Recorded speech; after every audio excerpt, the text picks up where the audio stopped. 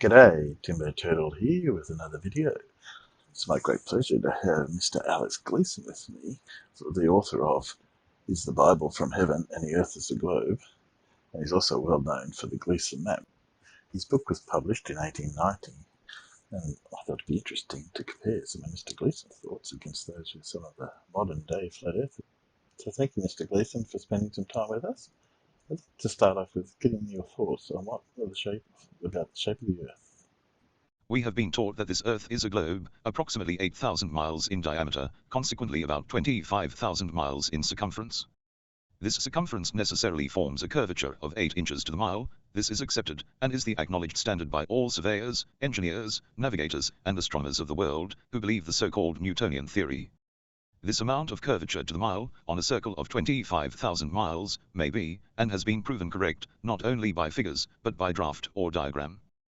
For the convenience of the mechanic, or anyone who may have a scale graduated to hundredths of an inch, let them strike 1/4 of a circle, which radius shall be 40 inches. This represents 1 inch to every 100 miles. Consequently, the hundredths on your scale represents the miles on your diagram. Well, that sounds pretty normal. So basically draw a quarter of a circle.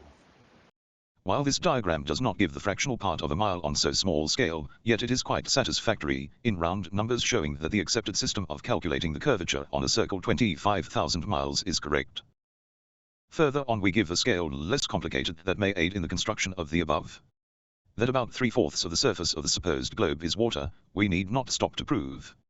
As this is the case, so sure the waters conform to that curve, and make 3/4 of the surface of the globe. Whether the waters are in a canal, ditch, lake, or ocean, whether a body of water 1 inch in depth, or 3 miles in depth, whether it is the weight of a feather, cobweb, or 1,000 tons, whether it be at the supposed poles of the globe, where the motion could be only half the motion of the hour hand of the clock, or 1,000 miles an hour at the equator, all must conform to that curve, and those motions, all must be held in position by the same attraction, or force. But before we speculate further, or multiply wonders, let us see if we can prove that water has no curvature or convexity. If we fail to do this, we fail of sustaining our faith and position.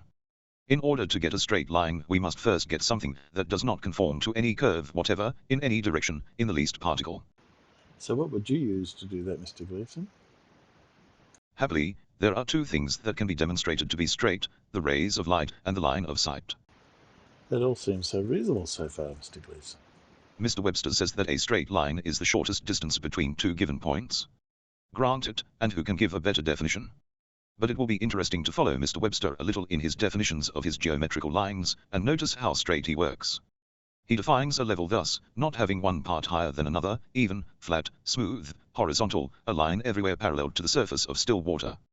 He also says, it is a curve, the center of which coincides with the Earth's center, a horizontal line or surface. All waters conform to the curve of the Earth's surface. Here Mr. Webster calls a level a curve, and conforms it to the supposed curve of the Earth. Well, that's the same definition we use today. It's interesting it was the same in 1893. Now, we will notice what Mr. W says in another place, under the head of curve, as especially giving a definition of the word, a line of which no 3 consecutive points are in the same straight line. And who could give or ask a better definition? It is, without doubt, the evident conception of every intelligent mind in regard to a curve. But, Mr. Webster, you have just defined a level as not having one part higher than another. You also say it is a curve.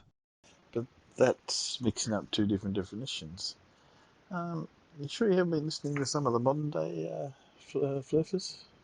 We have no railings against the much-honored professor, but leave the matter for the time with the reader to draw such conclusions as best he can. We venture to assume, however, that he has followed a hypothetical theory, taking things for granted without a demonstration.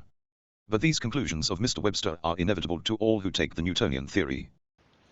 So your complaint is he's putting in his dictionary what all the modern scientists agree with. Interesting. I see you've looked at some other publications, looks like Britannica. Unfortunately, you don't have the internet. Now, there are things that are apparent that are true, also things apparent and yet untrue. We shall, therefore, try to make demonstrated facts appear as such. As we have before alluded, there is a standard to which all intelligent people who have eyes, whether cross-eyed, nigh or far-sighted, may resort for proof. Well, it's refreshing for you to say in another way that you can't trust your own eyes. line of sight and the rays of light. It is a fact which no astronomer, surveyor or engineer will deny or question, that the theodolite, telescope and level of the surveyor, conforms to and coincides with the spirit level, and these coincide with the line of sight, which does not conform to the supposed curve of the earth or to any curve whatever, apparent or unapparent. Well, that sounds like a pretty standard claim without evidence. I see you've done some curvature calculations. What other evidence do you have to present, Mr. Gleason? I have on my table a profile map of the canals of the state of New York, recently procured of the state engineer and surveyor at Albany, NY. This map shows the elevation of the water's surface and the length of each level or distance between each lock on the Erie Canal, also the altitude of each level above tide water at Albany. Now, according to this state survey, of which we know no negative question, there are two so-called levels of the following lengths, the longest level being 62 miles between the locks at Lockport and those at Rochester. The fall of water on the line of 62 miles is 3 feet in the entire level or cut, whereas if the Earth were a globe 25,000 miles in circumference and the proper allowance be made for curvature, there would be a divergency from either end of the cut of 2,562 feet 8 inches, according to the accepted formula given. Mr. Gleason, we've already discussed that in engineering, that level conforms to the curve of the Earth, and where we draw a straight datum line for convenience, that still doesn't preclude a Earth curvature. You should be aware of that. I will now give my own experimental tests as to the convexity of the waters of Lake Erie. On the 4th of July, 1887, whilst standing on the bank of the Niagara River and near its mouth, I concluded that I saw a point of land, known as Lighthouse Point, on the south shore of the lake. My suppositions were questioned by some standing by, and I was informed by an old seaman that it was 30 miles to Lighthouse Point. It lay by line of sight behind another prominent point, known as Sturgeon Point, the latter about 20 miles. Anxious to settle the matter beyond doubt, I took a pocket field or marine telescope, and in a few hours I arrived at Silver Creek, a village of 2,000 or 3,000 inhabitants, Lighthouse Point being about 1/2 mile from the railroad station or the village.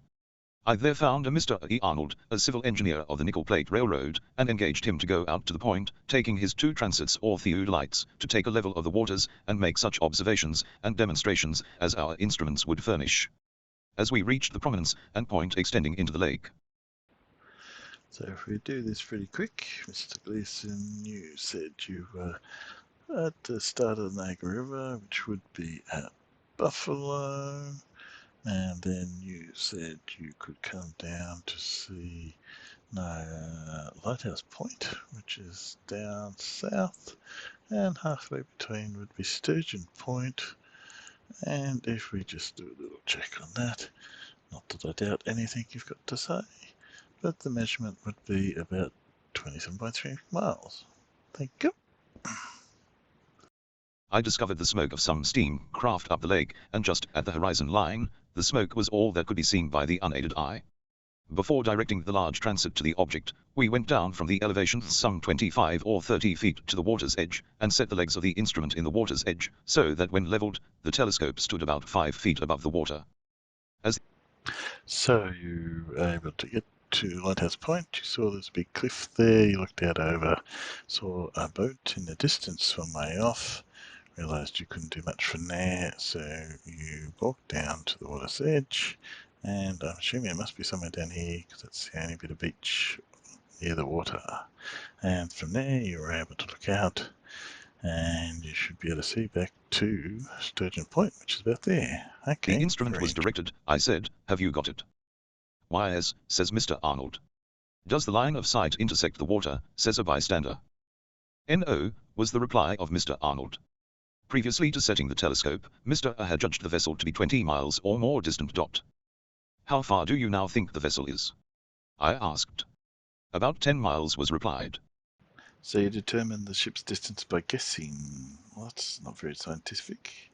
And you're not even a mariner. That's interesting. 10 miles would require a divergency of 66 feet, 8 inches, according to the formula. Mr. Arnold, seeing this, says, "How high are those propellers, Mr. Gleason?" "About 60 feet from the water to the top of the smokestack." Mr. Gleason, you only just saw the ship. You don't know its name, size, or its make, yet you are so knowledgeable of its dimensions. I didn't know you were such an experienced mariner. "And yet you see the entire vessel from the top of the smokestack to the water beating against her bow." After making due allowance for the 5 feet of the transit above water, according to the formula, we would not any more than see a very small portion, if any, of her smokestack. I don't understand it, says Mr. Arnold. With such sketchy information, Mr. Arnold, I don't understand that either. Now, please direct the instrument to the Canada shore, said I. This being done, I was invited to look through the leveled telescope, and as I now have before me a government marine chart, giving all points and distances on Lake Erie, I give the same according thereto. From the point where we stood to the Welland Canal on the Canada shore is 22 miles, and from the same point of observation to the mouth of the Niagara River, my first starting point, is 27 miles. We could behold the land at intervals all along the Canada shore to the mouth of the Niagara River, or the northern portion of Buffalo. You could say you could only see land in intervals, but given what you say, you should be able to see the whole coast if the earth was flat. Maybe there was some elevation and some hills. When we look at street view, we can't see much at all. Admittedly, you had a telescope in your theodolite. We could judge approximately the line of sight, or point of compass, from the mouth of the Niagara to Silver Creek, or Lighthouse Point, and this line of sight lacks just 1 mile of intersecting Sturgeon Point, which has been suggested to me as a barrier preventing the sight of the point, but this is not the case. But you haven't said whether you could actually see Silver Creek, just that you can tell where it should be from your map and your compass. Look, we might have to leave it there, Mr. Gleason. Thank you for your time this week. I'm hoping we might be able to meet again. I've got some other questions, particularly about your map, I'd like to take up. So we'll leave it there for now. Thanks for listening to you guys. See you later.